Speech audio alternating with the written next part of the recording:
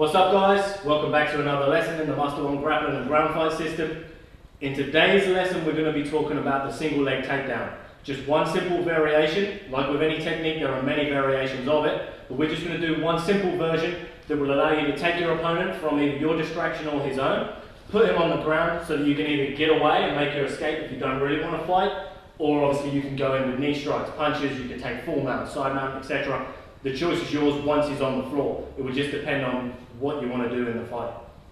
So, as with all our techniques here, they're all based on the Master 1 fighting system, so they're all from that system.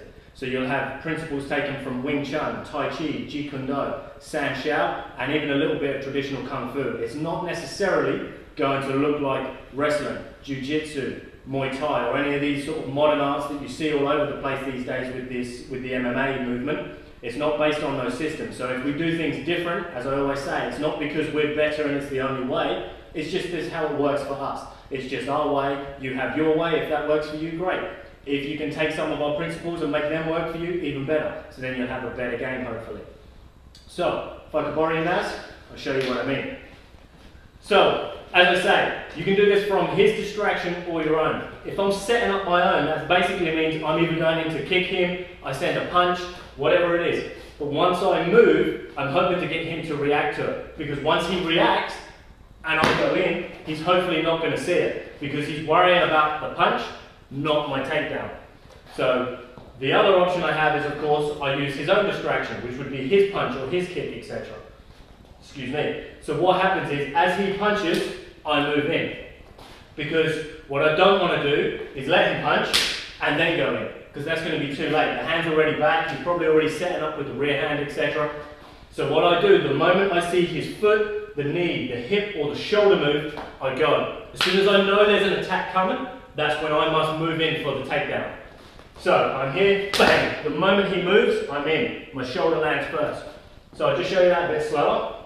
What happens is, as he punches, I'm moving in. This hand initially, they're here. I move in, and my hands have to stay here, because if he's quick and he sees me moving in for it, this knee may come up and whack me straight in the face. So what I do, I go here, my hand is in front, and then basically, bang, shoulder comes in and lands first. Once this shoulder has landed, my lower hand, so the hand of the same side as the shoulder, comes behind the knee.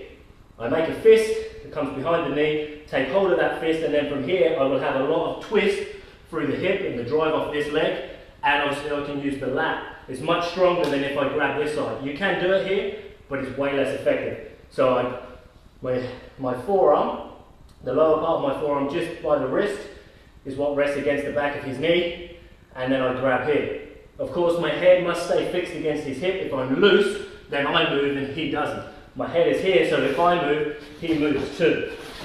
Now, initially, it's only really going to be super effective if he's trying to sprawl. If I just go in and he doesn't really do anything except apply weight and pressure, I can't really move much. He can adjust with it.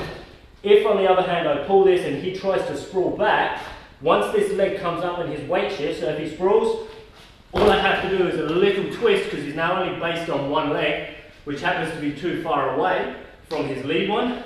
I just go little twist, and that will put him on the floor and allow you to move on with the technique. So a little bit quicker. Here. So you want to keep this leg, keep it controlled, because from here I can go in with the knee. With this knee, I can come over the top and of course strike with him, or I can come in, take full mount, etc. if that's the type of thing I want to do. And of course, because I've got him, I can just choose to run away if I'm not really in the fight and mood, or I'm thinking, shit, panic, put him down, gone. You don't have to fight. You just do enough to put yourself in a safer situation and then move on. So, once more, here. Then as I say, you'll come in here. Now, side mount, you've got arm bars, etc. But we'll go into all that type of stuff later on. As long as you stay close with him, stick with him, then you should be able to follow up your technique, no problem. Thank you. So as I say, here, either set it up yourself or wait for his. Once you cover and go, make sure this shoulder lands first. Cover yourself in case the knee comes. Hand, shoulder. This one catches, here, twist. The moment he tries to sprawl, twist. As soon as you feel his weight, his body get heavy on you, that's when you turn away. And as you notice, he'll spin and land here every time. Thanks for watching, guys. See you next lesson.